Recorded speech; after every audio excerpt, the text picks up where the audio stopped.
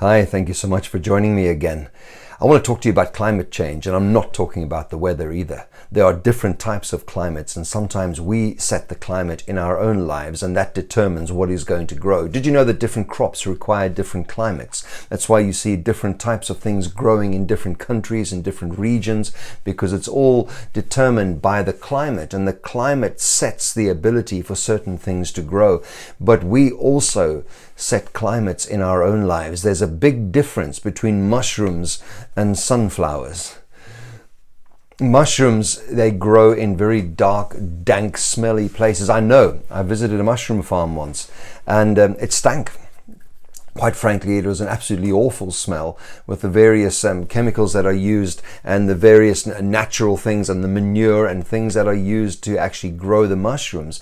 Manure is used to dig into the soil. The soil is then put in large trays. The trays are put in a very dark, dank, musty room where sometimes there'll be water sprayed to keep everything slightly moist, because you must remember mushrooms are a fungus.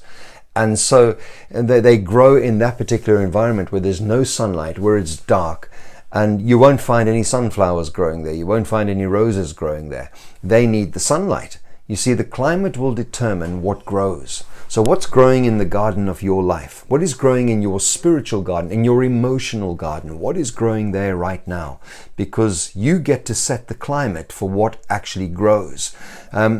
It will determine what is happening in your life. The way you live your life, the way you think about things, your priorities, everything like that will determine what is actually growing in your life.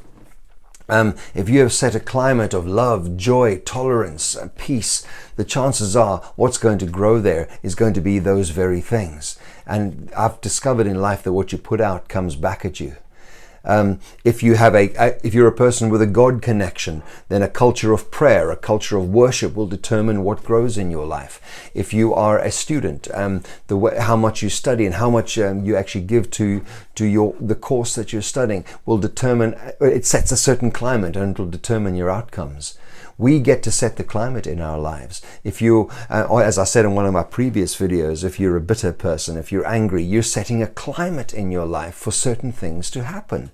And so we can't be looking at our lives and saying, well, it's everybody else's fault. Very often we've set the climate because we've lacked forgiveness, because we've lacked empathy, because we've lacked compassion, because we've lacked understanding, because we're refusing to get over something.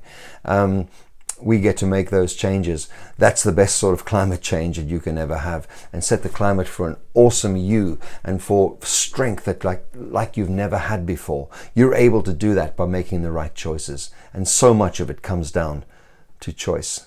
Thanks so much for joining me. We'll chat again soon.